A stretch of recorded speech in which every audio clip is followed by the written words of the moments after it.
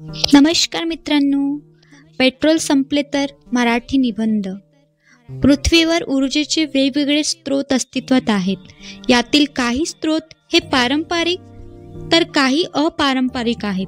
पारंपरिक स्रोतांमध्ये कोळसा, पेट्रोल, डिझेल इत्यादींचा समावेश होतो, तर सूर्यप्रकाश, हवा, बायोमास हे ऊर्जेचे अपारंपरिक स्रोत आहेत। या सर्वांमध्ये महत्त्वाचे नैसर्गिक खनिज म्हणजे पेट्रोल आणि डिझेल होय, कारण यांच्यामुळेच आपल्याला आपली वाहने चालवण्यासाठी मदत मिळते।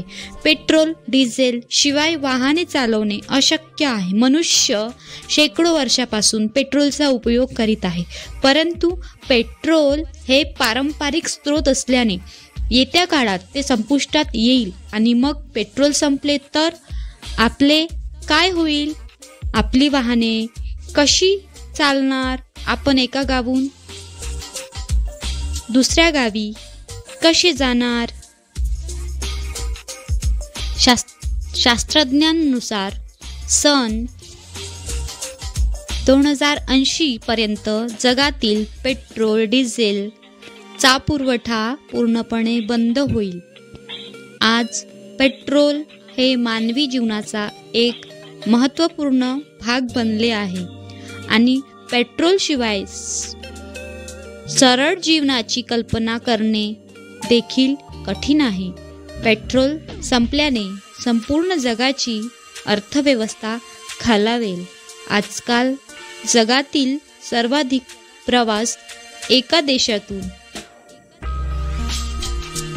दुसऱ्या देशात वस्तूंची देवाणघेवाण ट्रक, रेल्वे, विमान, जहाज इत्यादी वाहतुकीच्या साधनांद्वारे केली जाते, परंतु पेट्रोल आणि डिझेल संपल्याने ही सर्व वाहने चालणार नाही, ज्यामुळे कोणत्याही देशातून आयात निर्यात होणार नाही। परिणामी विदेशी व्यापार ठप्प पडतील। जर पृथ्वीच्या गर्भातील पेट्रोल, डिझेल व सर्व खनिज तेल संपले तर आपण पुन्हा एकदा प्राचीन काळात पोहोचून जाऊ।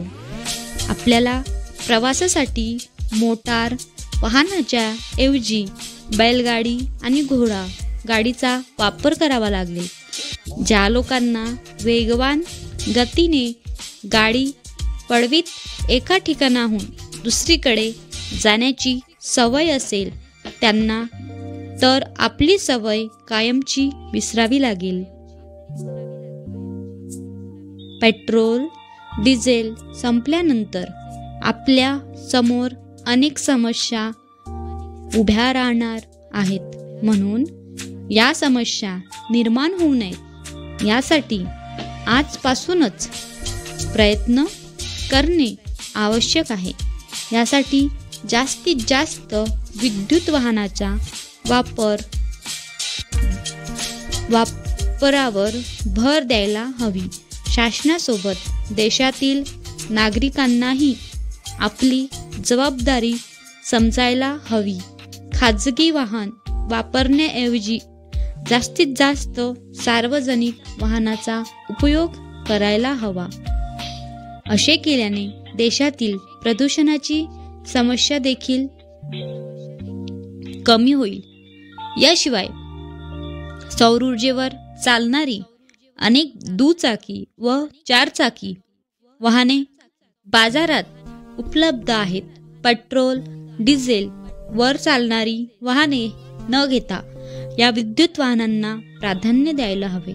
जर अशा पद्धतीने प्रत्येक जण आपली जबाबदारी समजून प्रयत्न करेल तर पेट्रोल संपल्यावर निर्माण होणारे दुष्परिणाम टाळता येईल व निसर्गालाही प्रदूषणमुक्त करता येईल।